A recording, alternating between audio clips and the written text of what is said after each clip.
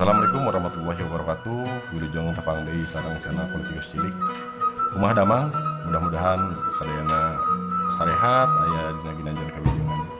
Dina dangat ayeuna sing kuring bade midangkeun babad Tatar Sunda sasakala gunung Tampomas. Tapi sateuaceuna mangga diklik wae like, komen sareng subscriberna supados ngawangun channel ieu lamun sae.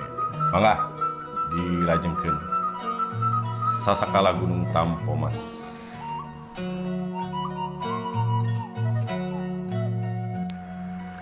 Sasakala gunung Tampomas. Kacaritakeun gunung gede nu aya di Sumedang ngaluarkeun sora pohara pika keungeunana.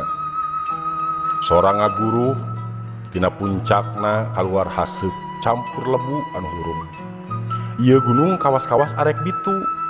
Rahayat Kabupaten Sumedang harita pohara rareuwaseunana. Kumaha balukarna lamun eta gunung gede bener-bener bitu. Teu kacatur saha anu jeneng bupati harita.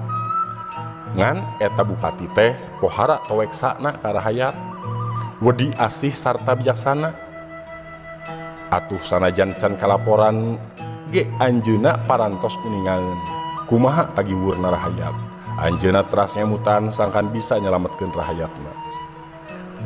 Ku panjurung kanyaah ka rahayat teh anjeunna teras nyepi di hiji kamar sejak Mujasmedi nedak pituduh di para dewa.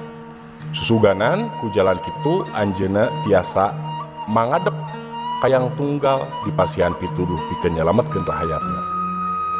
Ku cengeng-cengengna nu mangadep alhamdulillah maksad Kangjeng Bupati teu nekanan. Dina hiji wengi Kangjeng Bupati nyimpen kasumpingan hiji aki-aki. Eta aki-aki anu nganggo angguan sing sarwa bodas teh pok sasauran ancak pisan. Putu eyang anu kasep. Eyang geus terang kumaha kabingungan hidup. Eyang hayang mantuan sangkan rahayat hidup bisa leupas tina kahariwangan. Eta gunung kudu ditumbal ku keris pusaka kagungan putra dalem anu dijieun tina emas. Poma hidep ulah dek ngoretkeun. Tah sakitu bae ti eyang. Ceuk si eyang anca pisan. Sabada sasauran kitu eta aki-aki teh les bae leungit tina impenan Kangjeng Bupati. Satampina eta ilapat enggal bae Kangjeng Bupati kaluar ti kamar sarta teras nyandak keris pusaka teh. Enggal anjeunna angkat ngajugjug ka puncak gunung gede rurusuhan da sieun bitu manten.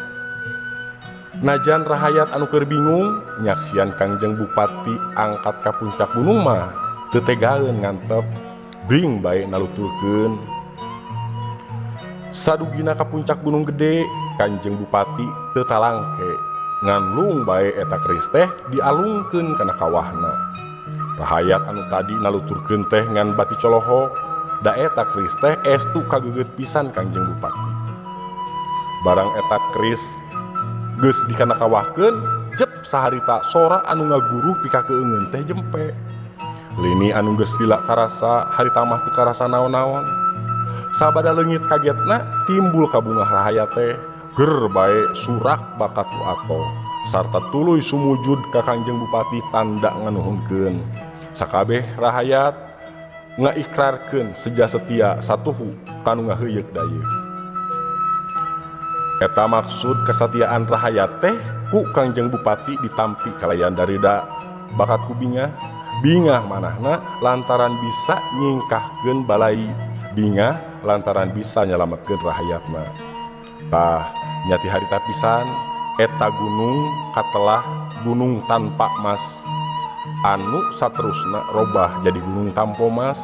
Ayeuna mah teu pikasieun malah mun pareng poe pre mah sok rajin dijugjug nepi ka puncakna ku para turis. Tah kitu pamirsa sadayana mudah-mudahan tiasa nyandak anu saena oge micieun anu awonna. Billahi taufiq wal hidayah. Assalamualaikum warahmatullahi wabarakatuh.